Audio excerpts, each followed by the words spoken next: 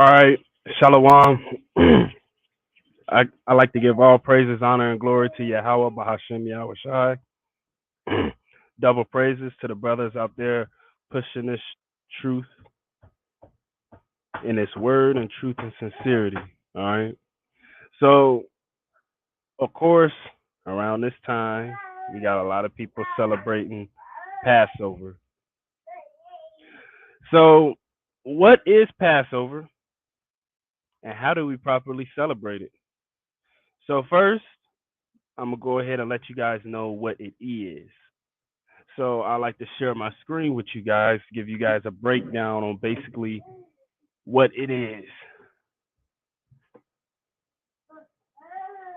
So let me share my screen.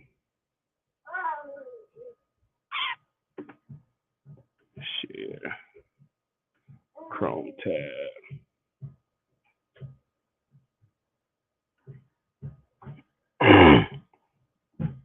Okay, this is Exodus chapter 11, verse 1.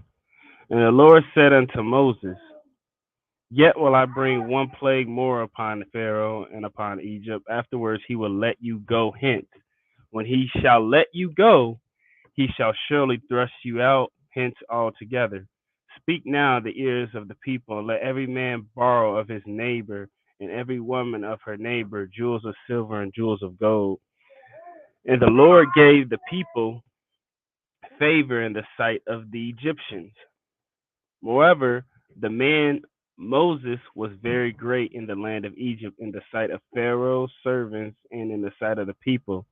And Moses said, Thus saith the Lord, about midnight will I go out in the midst of Egypt, and all the firstborn in the land of Egypt shall die, from the firstborn of Pharaoh that sitteth upon his throne, even unto the firstborn of the maidservant that is behind the mill, and all the firstborn of the beast.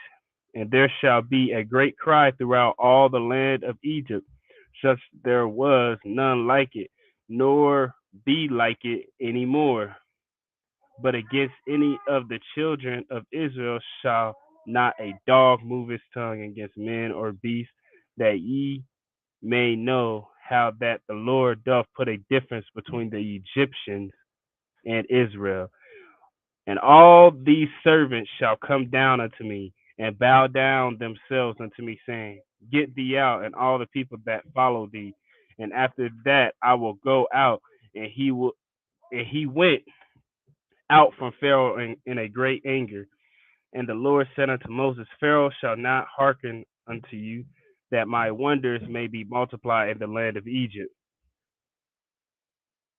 And Moses and Aaron did all these wonders before Pharaoh, and the Lord hardened Pharaoh's heart, so that he would not let the children of Israel go out of his land.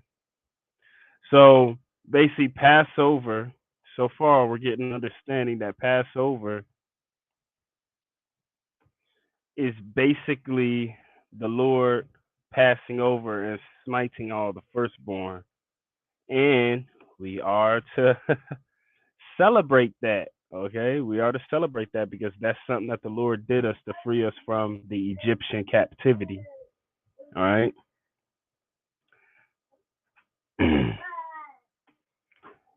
This is Exodus chapter 12, verse 1. And the Lord spake unto Moses and Aaron in the land of Egypt, saying, This month shall be unto you the beginning of months. It shall be the first month of the year to you. So now we know when it starts. It starts around the first month of the year. Speak ye unto all the congregation of Israel, saying, In the 10th day of this month they shall take to them every man a lamb according to the house of their fathers, a lamb for an house.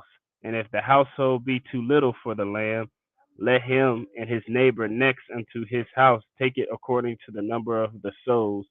Every man according to his eating shall make your account for the lamb. Your lamb shall be without blemish, a male of the first year. Ye shall take it out of the sheep. You shall take it out from the sheep or from the goats, and ye shall keep it up until the 14th day of the same month. And the whole assembly of the congregation of Israel shall kill it in the evening. So the evening of the 14th month, we are supposed to put the lamb up on the 10th, and we're supposed to keep it all the way up until the 14th. Okay, and then at the evening of the 14th, we shall kill it, and they shall take of the blood and strike it on the two side posts and on the upper doorposts of the houses wherein they shall eat it. And they shall eat the flesh in the sight in the night, roast with fire and unleavened bread, and with bitter herbs they shall eat.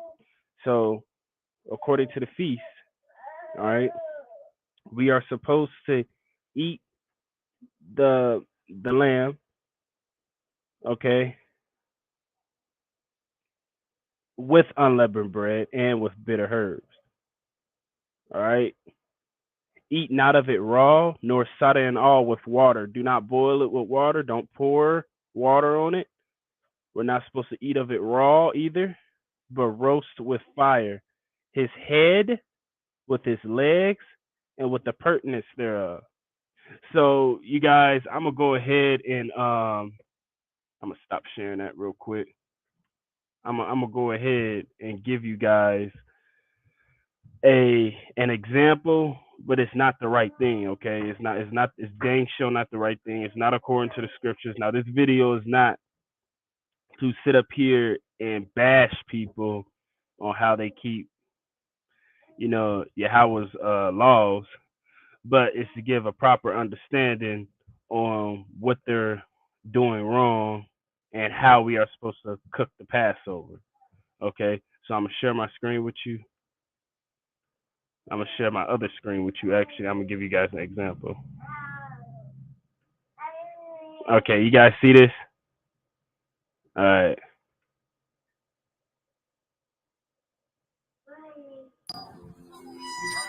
So Passover lamb, the chef right there. Happy Passover.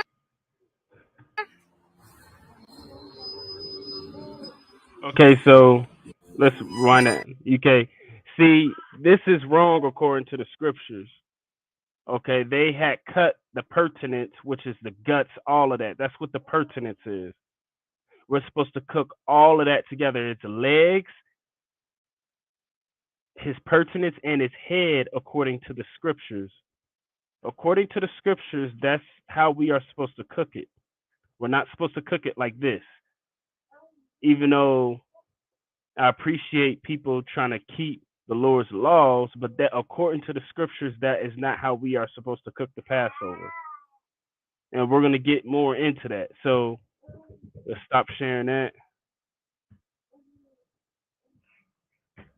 And I'm gonna go back to my other screen and show you guys that we are not supposed to cook it like that.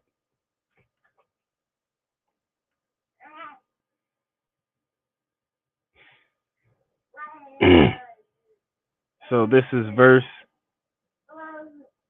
9 on Exodus the 12th chapter. Eat not of it raw, nor sodden it at all with water, but roast it with fire. They roasted it with fire, with fire, his head, with his legs, and with the pertinence thereof.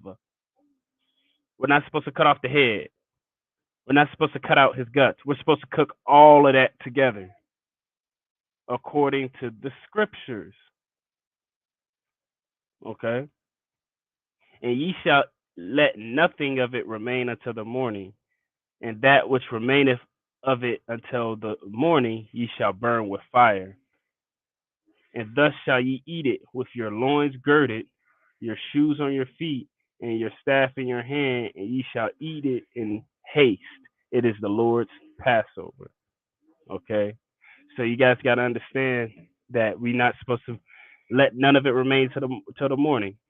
We're supposed to eat that night, and anything that remains in the morning, we're supposed to burn with fire. All right? That's what it is. That's how the scriptures say do it. We're supposed to do things by the book. Like I said, I appreciate people trying to celebrate the Lord's laws. It really makes me rejoice. But we got to do things by the book. All right, and this video is not to bash anybody because it warms my heart when I see people try to keep Yahweh's law, but you have to do things by the book. So, for I will pass through the land of Egypt this night, and will smite all the firstborn in the land of Egypt, both man and beast. Against all the gods of Egypt I will execute judgment. I am the Lord. And the blood shall be to you for a token upon the houses where ye are. And when I see the blood, I will pass over you, and the plague shall not be upon you to destroy you when I smite the land of Egypt. So that's where Passover gets its name. The remember earlier in the chapter we read that he commanded us to put the lamb's blood on our corner posts and on our doors. And when he sees that blood, the spirit, he's going to pass over us. Okay, he's not going to harm us. And that's where Passover gets its name. So let's continue on reading down. And this day shall be unto you for a memorial, and ye shall keep it a feast to the Lord throughout your generations. Ye shall keep it a feast by an ordinance forever. Forever. This is an ordinance that we must keep forever. So everybody that want to say, oh, well, that was the Old Testament. No, this is an ordinance that we must keep forever throughout our generations. That's what that's talking about right there. Exodus 12 and 15. 7 days shall ye eat unleavened bread. Even the first day ye shall put away the leaven out of your houses. For whosoever eateth leavened bread from the first day until the seventh day, that soul shall be cut off from Israel. We're supposed to get all the leaven out of our houses. The reason why is because whoever eats unleavened bread shall be cut off from Israel. All right? So we're supposed to get rid of all the leaven out of our houses. Now, the Feast of Unleavened Bread and Passover, um, they're the same day. Okay? All right? And in the first day there shall be a holy convocation, and in the seventh day there shall be a holy convocation to you. No manner of work shall be done in them, save that which every man must eat, that only may be done of you. And ye shall observe the feast of unleavened bread, for in the selfsame day have I brought your armies out of the land of Egypt. Therefore shall ye observe this day in your generations by an ordinance forever. In the first month, on the 14th day of the month at even, ye shall eat unleavened bread until the 120th day of the month at even. From the 14th all the way to the 21st. That's where we should eat unleavened bread. And what also shall we be eating? Passover too, because that starts on the 14th of the month. All right. The first day, we should get rid of all the leaven out of our houses. Anything that has leavening. So, what is leavening? All right. Leavening is basically leavening is, if I could share my screen with you guys.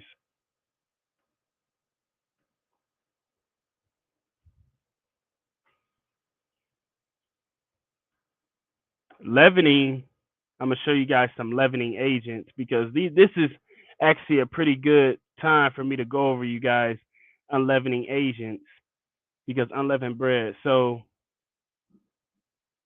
okay, a leavening agent.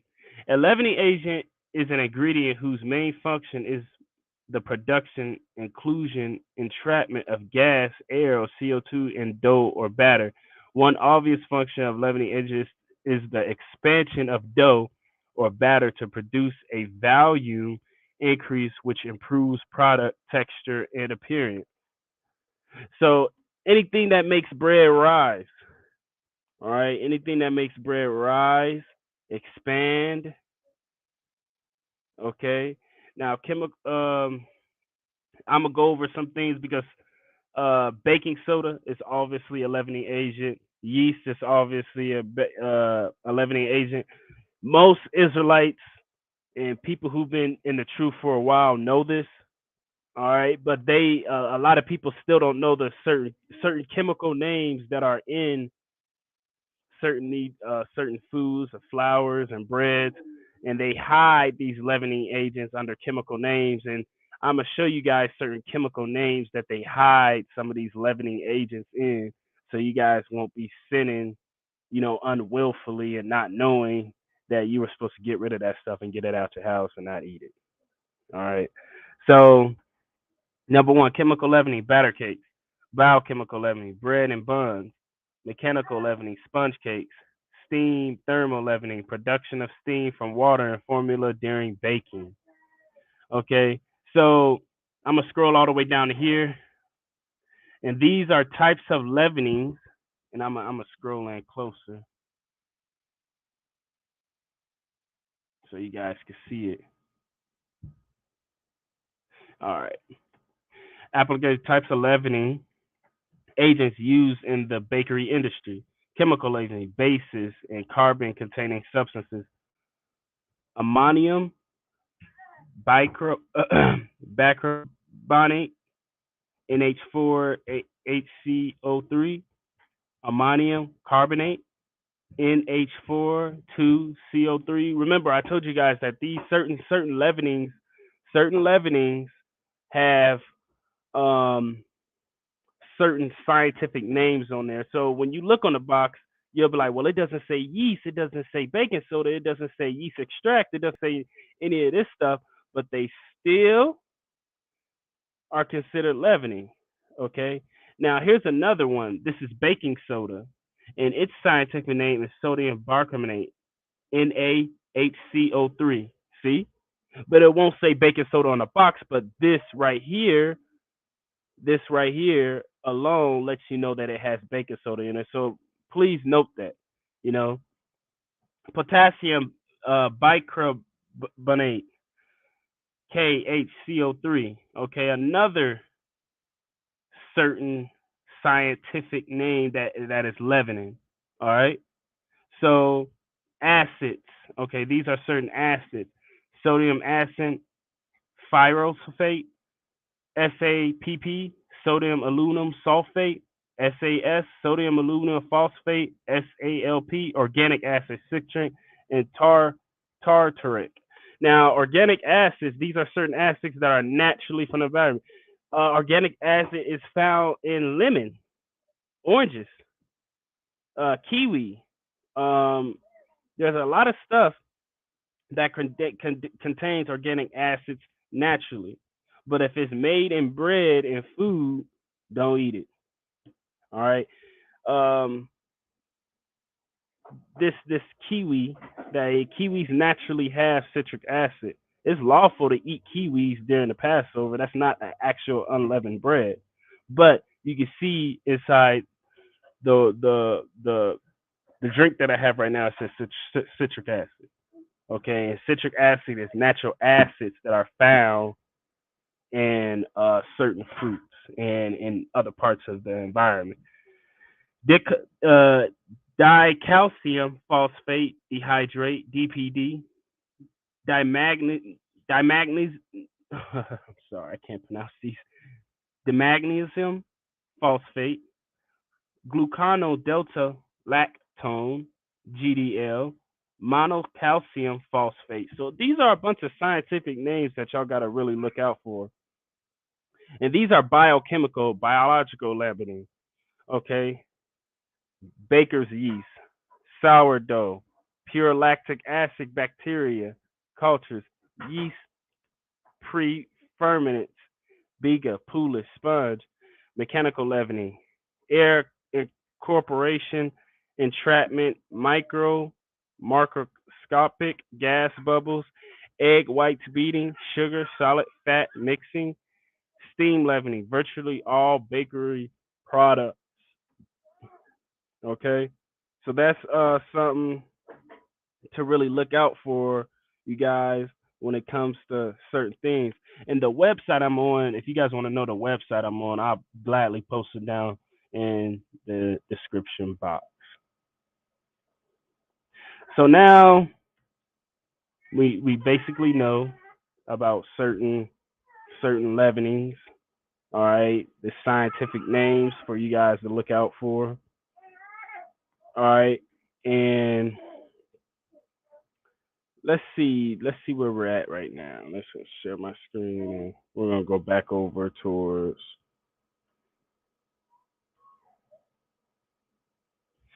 um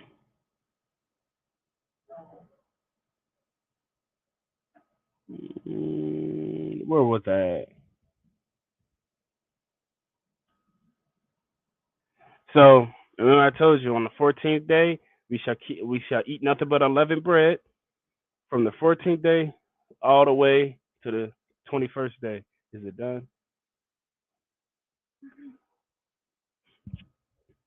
7 days shall there be no leaven found in your houses. For whosoever eateth that which is leavened, even that soul shall be cut off from the congregation of Israel, whether he be a stranger or born in a land. Ye shall eat nothing leavened, in all your habitations shall ye eat unleavened bread.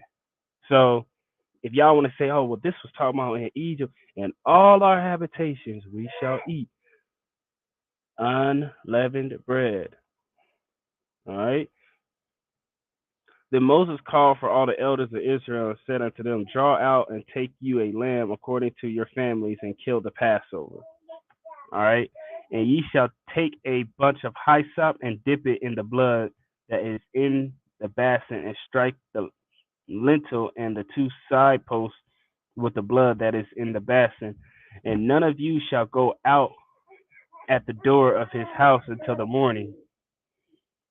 For the Lord will pass through to smite the Egyptians.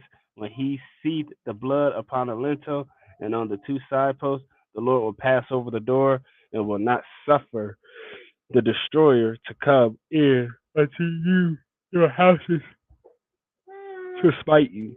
And ye shall observe this thing for an ordinance to thee and to thy sons forever. And it shall come to pass when ye be come to the land which the Lord will give you, according as he hath promised, that ye shall keep this service.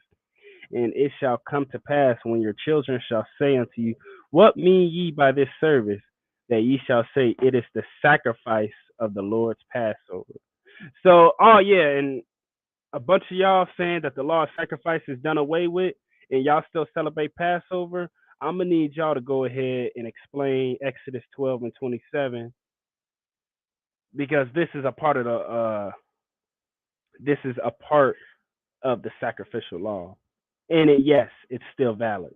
And yes, Christ and the apostles did celebrate this in the New Testament.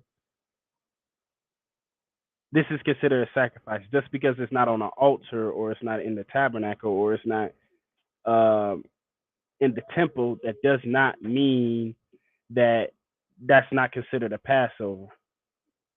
Christ is Christ sacrificed his body. That's not considered animal sacrifice. There are more sacrifices than just animal sacrifices. Okay, and this happens to be uh one of them. There are more sacrifices than just burnt offerings. I mean, because of course this is an animal sacrifice, but this is the sacrifice of the Lord's Passover. You can even read it inside the Hebrew. Okay, read it inside the Hebrew. And zabah, it's a Hebrew word for zabah, which means sacrifice. So it even says it in the original Hebrew meaning. So you guys need to take that in account before you guys want to say that the law of sacrifice is done away with. Thank you. All right. Um,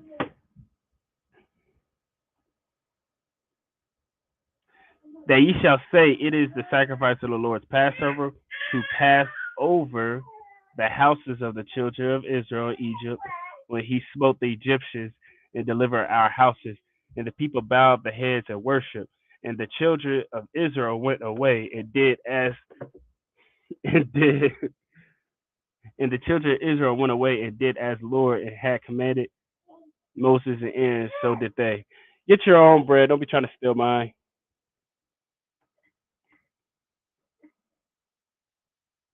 So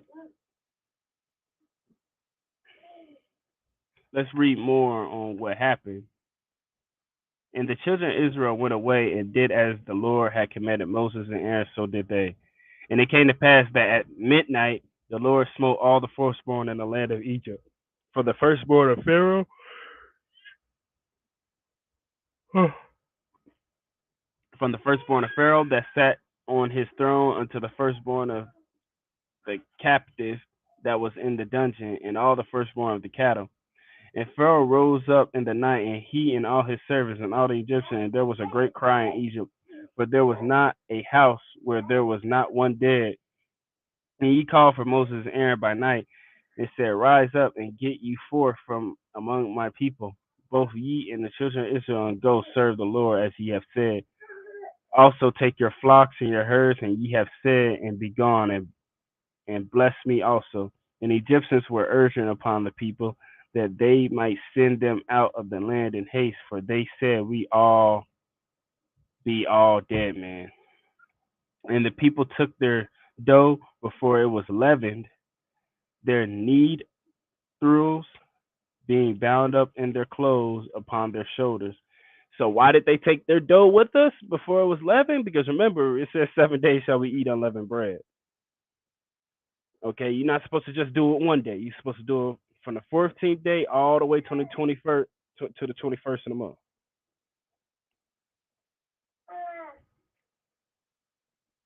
And the children did according to the word of Moses, and they brought of the Egyptians jewels and silver and jewels of gold and raiment. And the Lord gave the people favor in the sight of the Egyptians, so that they lent unto them such things as they required, and they spoiled the Egyptians. And the children of Israel sojourned in Ramesses to Succoth, about 600,000 foot that were men beside children, and a mixed multitude went up also with them, and flocks, herds, and even very much cattle. And they baked unleavened cakes of dough which they brought forth out of Egypt, for it was not leavened, because they were thrust out of Egypt and could not tarry, neither had they prepared for themselves any victual.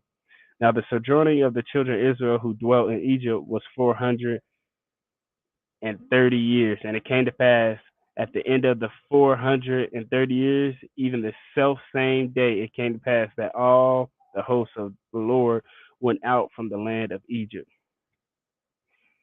It is a night to be much observed unto the Lord for bringing them out from the land of Egypt. This is that night of the Lord to be observed of all the children in their generations. And then the Lord said unto Moses and Aaron, This is an ordinance of the Passover. There shall no stranger eat thereof. Heathen are not allowed to eat the Passover. Okay? They're not allowed to eat the Passover. I could break this verse down. As a matter of fact, let me go to Bible Hub. I'm gonna go to Bible Hub. Y'all can stay on that screen right now. And if y'all want to come on here and show me a different light, I'm more than welcome. But let me tell you something. Exodus 12 and 43. I'm gonna break this verse down in the Hebrew, because a lot of y'all wanna go ahead, bring your heathen friends to the Passover. Can heathens celebrate holy days? Yes, they can. Okay. Will there be heathen in the kingdom? Yes, there will. There are certain ceremonies, there's certain things that a heathen can do, and there are certain things that a heathen cannot do. And the Lord said to Moses and Aaron, This is the ordinance of the Passover. No foreigner, okay, no foreigner, ban, shall eat thereof. Foreigner, that's what it means, ban. The heathen cannot eat the Passover. Oh shoot, I'm supposed to share my screen. I'm glad I noticed that.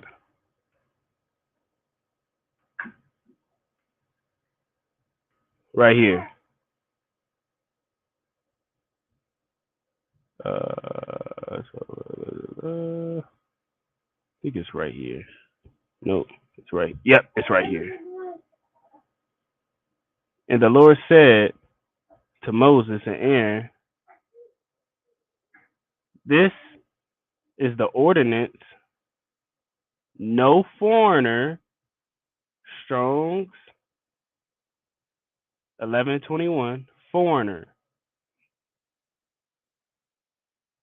bond. All right, no foreigner shall eat thereof."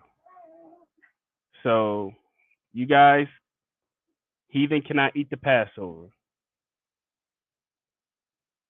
I'm gonna show you who else can't eat the Passover. Let me show you who else can't eat the Passover.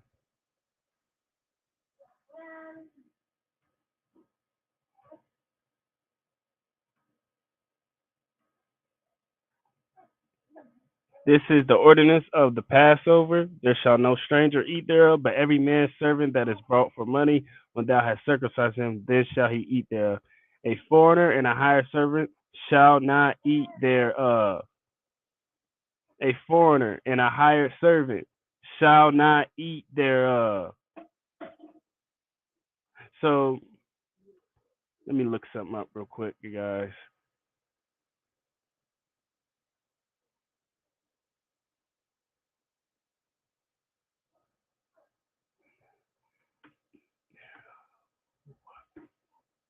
And let me go ahead and put that right there.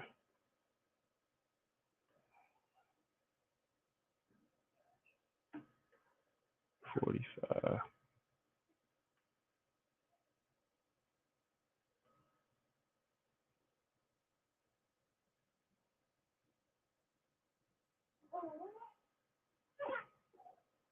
A temporary resident, a resident alien. All right, so let's go back to this. So a foreigner and a hired servant shall not eat thereof. In one house shall it be eaten. Thou shalt not carry forth out of the flesh abroad out of the house. Neither shall ye break a bone thereof. You guys are not supposed to break the bones of the Passover either. So we're not supposed to cut it all up into squares and all. No, we are not supposed to break the bones of the Passover. Everything must be cooked thoroughly through, intact. All the congregation of Israel shall keep it, and when a stranger shall sojourn with thee and will keep the Passover to the Lord, let all his males be circumcised, and then let him come near and keep it. And he shall be as one that is born in the land, for no uncircumcised person shall eat thereof. That's also uncircumcised people. If you're not circumcised, your flesh, you cannot eat the Passover. Now, well, it's talking about a stranger, okay? It's talking about our brethren. We have certain times in the scriptures where our brethren are called strangers, and I'm gonna go over that with another video. But this right here is specifically talking about an Israelite stranger. One law shall be to him that is homeborn, and to the stranger that sojourns among you. Thus did all the children of Israel, as the Lord commanded Moses and Aaron, so did they. And it came to pass the self same day that the Lord did bring the children of Israel out of the land of Egypt by their armies.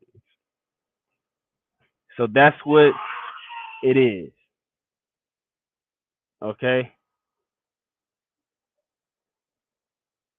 Now we're gonna go ahead and we're gonna go into another.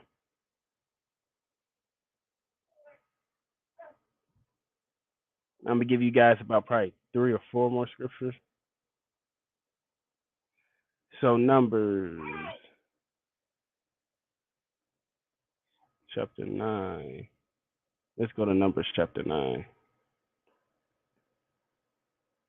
Let the children, Numbers chapter 9, verse 2, let the children of Israel also keep the Passover at its appointed season.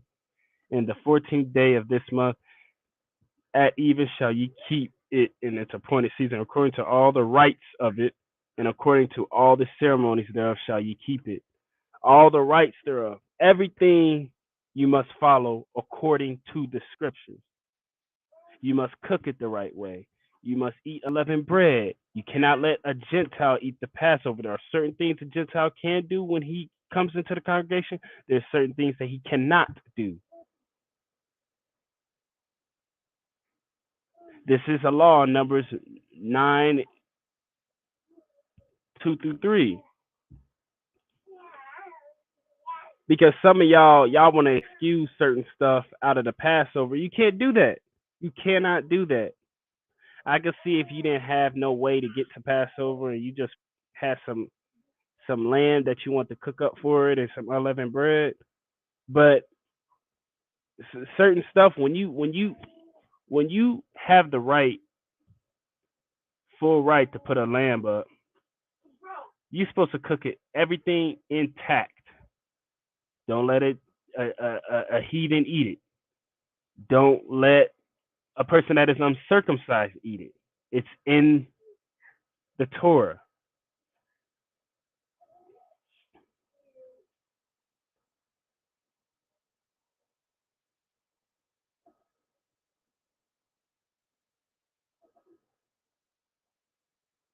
So anyway, I'm gonna let you guys in on a little secret actually. So who was that angel that killed the unborn? And I'm gonna tell you guys right now that was Christ. That smite the firstborn of Egypt, that was Christ. Exodus 15:1. Then sang Moses and the children of Israel this song unto the Lord, and spake, saying, I will sing unto the Lord, for he hath tramped gloriously the horse, and his rider hath he thrown into the sea. The Lord is my strength and song, and he is become my salvation. He is my God, and I will prepare him an habitation, my father's God, and I will exalt him. The Lord is a man of war, the Lord is his name. Pharaoh's chariots and his host hath he cast into the sea. His chosen captains are all drowned in the Red Sea. The depths have covered them. They sank into the bottom as a stone. Thy right hand, O Lord, is become glorious in power. Thy right hand, O Lord, have dashed in pieces the enemy. So what do they mean by the right hand? They keep saying the Lord's right hand. Why don't you just say the Lord? What do they mean by thy right hand? Thy right hand is glory has become glorious. Thy right hand, thy right. They keep talking about the Lord's right hand. Let's see what he's talking about.